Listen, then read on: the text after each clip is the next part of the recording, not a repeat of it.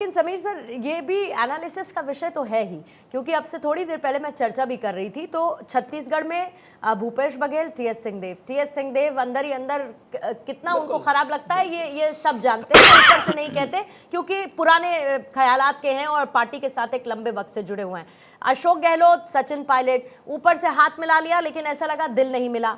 बाहर लोग ये भी कह रहे हैं कि अंदर ही अंदर इन दो लोगों ने हरवा दिया कांग्रेस को। ये भी है क्या चिंता का विषय और एनालिसिस भी छोड़ दिया दिग्विजय सिंह और कमलनाथ। आज खबर में पढ़ रही थी दिग्विजय सिंह के बेटे और शायद उनके भाई लड़ रहे थे, हाँ वो भी पीछे लक्ष्मण सिंह भी चल रहे थे, वो भी पीछे चल रहे थे। उसके बाद खैर मुझे अपडेट नहीं पता, लेकिन वहां पर भी ये दो लोग हैं, एक दूसरे का कॉलर पकड़ रहे थे। तो ये भी एक फैक्टर है क्या? ऐसा है कि अंदर ही अंदर पार्टी को हरवाने का काम भी होता है? देखिए, किसी भी राजनीतिक दल के अंदर, बड़ा राजनीतिक दल होगा तो उसके अंदर मिसअंडरस्टैंडिंग होगी, मतभेद होंगे, आपस में एक दूसरे को खींच के आगे बढ़ने की संभावना बनी रहती है। लेकिन जब पार्टी का संगठन, अगर केंद्रीय नेतृत्व इतना मजबूत हो कि वह दो लोगों को ये बात समझा सके कि पार्टी सत्ता में आएगी तो सबको सत्ता का सुख मिलेगा और जमीनी स्तर पे काम होगा। मुझे ऐसा लग रहा है भारतीय जनता कांग्रेस के अंदर, आप देखिए कर्नाटका में सरकार बनाई लेकिन कर्नाटका के अंदर डीके शिव कुमार और सिद्धरामैया का भी झगड़ा चल रहा है। तेलंगाना में आज कांग्रेस सरकार बनाने की स्थिति में है, लेकिन आप देख लेना तेलंगाना में मुख्यमंत्री तय करने में पसीने छूट जाएंगे कांग्रेस के, क्योंकि वहां उत्तम कुमार है, रेवंता रेड्डी है, 3 नाम और है जो कह रहे हैं जीत का श्रेय तो हालांकि रेवंता रेड्डी के सर दिया गया है, तो मुमकिन है कि शायद वो चेहरा, लेकिन 3 लोगों ने और आज स्टेटमेंट दे दिया कि हम भी मुख्यमंत्री बनने की काबिलियत रखते हैं। तो मुझे लग रहा है कि कांग्रेस के अंदर आप देखिए सचिन पायलट की और अशोक गहलोत की लड़ाई 5 साल चलती रही। केंद्रीय नेतृत्व ने बैठा के समझा नहीं सका कि हमें मिलकर लड़ना है, टिकट डिस्ट्रीब्यूशन में लड़े।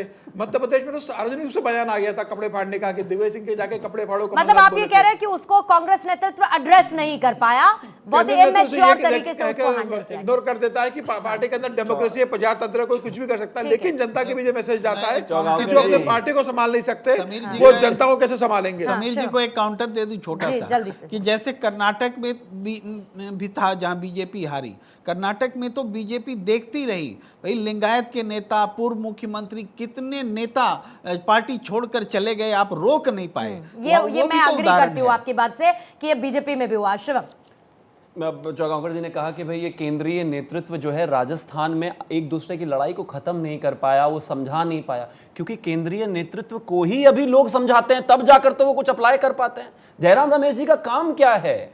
आप जिस केंद्रीय नेतृत्व की बात कर रहे हैं, एक बड़ी प्रैक्टिकल सी बात है, राजनीतिक जीवन में किसी को भी ना, कोई नेता रबड़ तो होता नहीं कि खींच के उसका कद बढ़ा दो, आपको मेहनत करनी पड़ेगी। जितना राहुल गांधी का जीवन है उतना करियर एक्सपीरियंस है नरेंद्र मोदी जी का, और उसको भी छोड़ दीजिए। इसके अलावा भी अगर मैं बात करूं, और 5 साल बाद उनको वृद्धावस्था पेंशन मिलनी शुरू हो जाएगी जी, इससे ज्यादा ज्ञान कुछ नहीं होता एक इंसान में। लेकिन आज भी अगर लोग कांग्रेसी ये आकर कहते हैं, गलत बात है शिवम, क्या नहीं मिलेगी पेंशन? नहीं तो अभी वो पनौती बोलेंगे, फिर आपको खराब लगेगा, लेकिन गलत शब्द का इस्तेमाल नहीं किया के सरदार मोदी जी कह देंगे तो कोई दिक्कत नहीं। मैंने कोई गलत शब्द का इस्तेमाल नहीं किया, मैं सिर्फ इतना कहना चाहता हूं कि एक व्यक्ति को परिवार के नाम पर कितना लिवरेज देंगे? कब तक ये कहते रहेंगे कि नहीं अब राहुल गांधी को आप इग्नोर नहीं कर सकते? पूरे देश में 3 राज्यों में सरकार रहेगी 135 साल पुरानी पार्टी की। एक व्यक्ति जो 52 में से 44 चुनाव हार चुका हो, एक व्यक्ति जो अपनी पार्टी को ऑल टाइम लो लेकर जा चुका हो, एक व्यक्ति जिसके जीतने की कोई संभावनाएं नहीं है, आप सिर्फ इसलिए उसकी तारीफ करते रहे या इसलिए उसको प्रेज करते रहे क्योंकि वो एक परिवार से आता है। मैं मानता हूं कहीं ना कहीं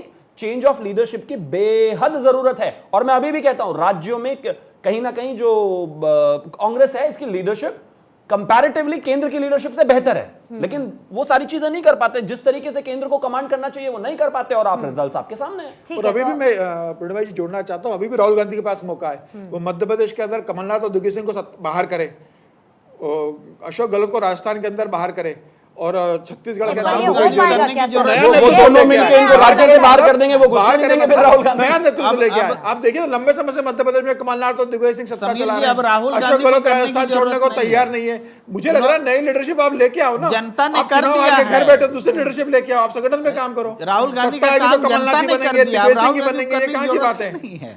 राहुल गांधी को अब फैसला करने की थोड़ी जरूरत है कि कमलनाथ जी अब नहीं रहेंगे लीडर, विपक्ष का नेता बनेगा, विपक्ष का नेता बनेंगे ना, जनता ने दे दिया। जो आप कह रहे हैं वो ये टिपिकल कांग्रेसी अप्रोच है। कहते हैं राहुल गांधी को फैसला करने की जरूरत थोड़ी ना है कि अशोक गहलोत रहेंगे या जाएंगे, विपक्ष में बैठे हो भाई, विदेश दौरे करने के लिए समय नहीं मिला आप प्रेम है। जी इस को 5 कांग्रेसी साल कह में रहे ही हो, तो सुनो। कुछ करना है आपको, आप- चेंज आप- जो करना है आप वो आप प्रेम जी को कांग्रेसी कह रहे हैं। देखिए, नहीं, मैंने कहा कांग्रेसी आप माइंडसेट। बिना कुछ कहे भी नहीं, बहुत कुछ कांग्रेस- कहे जा रहे हैं। अरे वो बहुत प्रेम जी देर से मेरे देख बड़े रहे हैं। भाई हैं, मैं तो उनका सम्मान करता हूं। मैंने कोई आज तक कांग्रेसी उनका नहीं बैठा है, इसीलिए इतनी आसानी से राहुल गांधी के बारे में किस्सा अब कहानी कह जा रहे हो। कांग्रेसी बैठे होते हैं, हम तब भी ऐसे ही कहते हैं, ऐसा कुछ नहीं है। अगर कोई और कांग्रेसी आपसे बैठा बेहतर रहता, कांग्रेसी अच्छा, डिफेंड नहीं कर सकते ठीक प्रेम है, जी। मैं नहीं इस होती इंपॉर्टेंट बोलने पॉइंट की। पर आ जाती हूँ समीर सर, क्योंकि आज ये तो तय है कि 3 राज्यों में जो जीत बीजेपी को मिली उसके साथ और नरेंद्र मोदी के चेहरे पर मिली एक लंबी लकीर और प्रधानमंत्री मोदी ने खींच दी है। अभी जिसका जिक्र कर रहे थे 52%, 52% देश की आबादी पर इस वक्त बीजेपी है सत्ता में,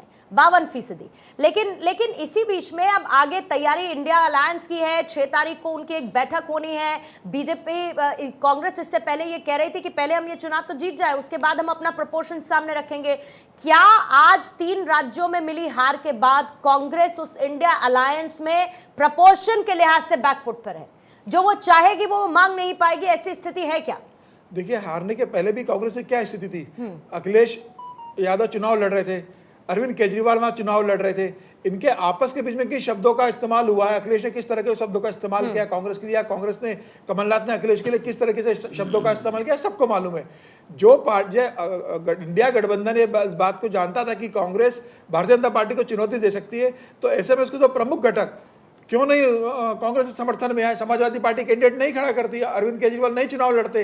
मुझे लगता है कि ये गठबंधन इस बात को समझता है कि 2024 में ये मिलकर चुनाव नहीं लड़ सकते, और इस हार के बाद अब ये तय है कि अरविंद केजरीवाल अपने अलग रास्ता पकड़ेगा, अखिलेश यादव अलग रास्ता पकड़ेंगे, ममता बनर्जी बोल देगी कि बंगाल के अंदर में स्पेस देने को तैयार नहीं हो। नहीं, मतलब आप ये कह रहे हैं जो सहयोगी दल है कांग्रेस को उनकी बात अब माननी पड़ेगी। बिल्कुल सहयोगी दल बिल्कुल कांग्रेस की बात नहीं मानेंगे। समीर वो जी जो सहयोगी दलों को देंगे, अगर वो कांग्रेस ले लेती है समीर तो जी वो विचार कांग्रेस नहीं रख गठबंधन रहे, में बनी ख्वाहिश रख रहे रहेगी, हैं। या सब मिलकर कांग्रेस को इंडिया गठबंधन से बाहर कर देंगे। नहीं तो क्योंकि आपको सबको लगता मालूम है प्रेम सर कि अभी भी कांग्रेस कहेगी कि हम इतनी सीटों पर चुनाव लड़ेंगे, हम तो बड़े भाई हैं?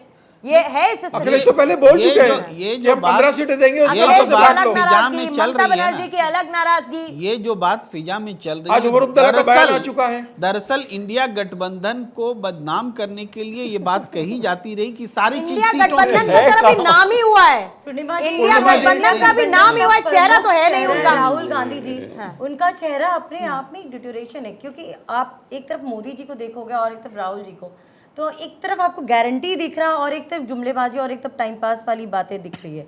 तो इन्हीं आओ जो राहुल जी का जो प्रमुख चेहरा रखा गया है इंडिया गठबंधन में, तो वो तो अब तो स्प्लिट होना ही बेहतर है। और पूर्णिमा जी आप बताइए, 23 जून को पहली बैठक बिहार में हुई, उसके बाद इन्होंने कर्नाटका में बैठक की बैंगलोर में, उसके बाद बम्बई में मुंबई में हो बैठक चुकी की, है। उसके बाद आप बताइए एक भी इनकी रैली हुई, एक भी बैठक हुई, कमलनाथ जी ने कॉमन कैंसिल प्रोग्राम कराया। डिसाइड हुआ, घोषणा पत्र क्या होगा, संयोजक होगा, दिल्ली में ऑफिस खुला, कभी सीटों को लेकर शेयरिंग की बातें हुई नहीं हुई। मुझे लग रहा है कि ये आज जब चुनाव इतने स्तर पर आ चुका, अभी तक ये बैठक नहीं कर पा रहे, अपना नेता नहीं चुन पा रहे कि संयोजक कौन होगा, ये कैसे लड़ेंगे। और उमर अब्दुल्ला का आज बयान आप देख लीजिए, अखिलेश का बयान देख लीजिए, अरविंद केजरीवाल का बयान देख लीजिए, स्टालिन सनातन के ऊपर किस तरह के शब्दों का इस्तेमाल करता है, तो कोई बोलने को तैयार नहीं है। मुझे लग रहा है वो भी एक बड़ा डेंट फैक्टर हुआ, बिल्कुल, सनातन पर सनातन हमला का कर रहा है, मामला एक बड़ा फिर कह डेंट रहा हूं कि ये फैक्टर हुआ। ख्वाहिश रख रहे हैं, एक्चुअली ये नहीं, ये ख्वाहिश रख रहे हैं कि ऐसा होगा। नहीं तो सर एक बात बताइए प्रेम सर, इंडिया अलायंस को लेकर इतनी चर्चा हो रही है, हम तो कह रहे हैं कि चेहरा बता देना कौन है, अभी तो चेहरा नहीं बता पा रहे। अब आप मुझे ये बताइए कि मध्य अभी कोई प्रदेश जल्दी में, देरी हो मध्य गई क्या? प्रदेश में विलंब प्रेम हो सर, गया क्या? नहीं, मध्य कोई बात प्रदेश नहीं, में सर, विलंब मध्य बिल्कुल नहीं हुआ प्रदेश सर, में 24 के बाद आराम से समाजवादी बताना चेहरा क्या पार्टी, के बाद बता देंगे बहुजन हमारा ये समाज चेहरा था। पार्टी और आम आदमी पार्टी का खाता भी नहीं खुला, ये किस मुंह से इंडिया अलायंस में अपना शेयर मांगेंगे? कहाँ शेयर मांगेंगे सर सवाल ये है ना, रिप्रेजेंटेशन तो होगा ना, बात जब ये है- लोकसभा चुनाव लड़ेंगे तो जब- राज्यों के हिसाब से रिप्रेजेंटेशन वही तो बात, रखना चाहेंगे ना। आपको लगता है कि केजरीवाल कह देंगे आओ मेरी दिल्ली में कांग्रेस की सीटें ले लो? पंजाब में कितनी सीटें नहीं कह देंगे? पाएंगे ना पंजाब में सर। बात समझिए, अब ममता बनर्जी मध्य प्रदेश में शेयर थोड़े मांगेंगी भाई, ममता बनर्जी जहां है लेकिन वहां मध्य वो प्रदेश दूसरों में, को शेयर लेकिन देंगी। ममता बनर्जी बंगाल में शेयर भी तो नहीं देंगी ना। यही एकोमोडेशन है। तो अभी अब 6 दिसंबर को बैठक हो रही है, आगे फिर यही होना है। फिर अब उसमें भी 5 कांग्रेस राज्यों जैसा के हाल ना चुनाव हो जाए कि महत्वपूर्ण बहुत थे। देर कर दी हुजूर आते आते, नहीं फिर कैसे होगा सर? इंडिया गठबंधन ने कौन सा इस बीच में कौन सी बैठक कर ली, क्या कर ली? जब यही तो मैं ये कह नहीं रही नहीं हूँ। क्षमा कीजिए, एनडीए ने, इंडिया गठबंधन ने जब बैठक की तभी एनडीए ने की, ठीक। एनडीए ने अलग से क्या कर लिया? ठीक है सर, एक रैप अप कमेंट शिवम जल्दी से प्लीज। एमपी में रैली प्रपोज हुई थी इंडिया अलायंस की, जिसको कैंसिल करवाया खास तौर पर खुद कमलनाथ कमलनाथ ने, ये कहते हुए कि यहाँ पर जॉइंट आने से रैली आपको नहीं नुकसान करूंगा। होगा। हाँ। कांग्रेस के जो आमतौर पर प्रवक्ता और बड़े नेता भी हैं वो इस बात को मानते हैं कि राहुल गांधी अगर किसी राज्य में चुनाव प्रचार करने जाते भी हैं तो फायदा करे या ना करे, इतने एरर करके आ जाते हैं बोलने में कि उल्टा नुकसान हो जाता है। ठीक है, ये एकदम एस्टैब्लिश्ड फैक्ट है। अपने लेकिन मन की बात कांग्रेस अपने मन की नेताओं के नहीं। मन से अरे बोल देते हैं। कांग्रेस बड़ा- के बेचारा ऐसा थोड़ी कैमरे होगा पर कि आकर समीर नहीं जी कह भी सकते कुछ ना ये सोच रहे बातें। हैं, अब देखिए, शिवम जी भी एक कुछ इंसान सोच रहे नहीं, हैं। कांग्रेस नेता भी कुछ मानते हैं, ख्याल में बोल के है और अपनी कह बात दिया। रख देते हैं ना। नहीं, अपनी अपने नहीं रख रहा मन की हूं बात को मुझे- रखने के वो लिए भी तो कांग्रेस मेरे नेताओं मित्र का ही हैं, नाम उन लेते बेचारों का दर्द भी आप तो रखना बोलिए, मेरा मैं काम है बोल रहा हूं। ना। वो चलिए करिए ठीक ना है, आरोप जिसके को। लिए आत्ममंथन का समय है वो आत्ममंथन करेगा। 2024 की जिसको तैयारी करनी है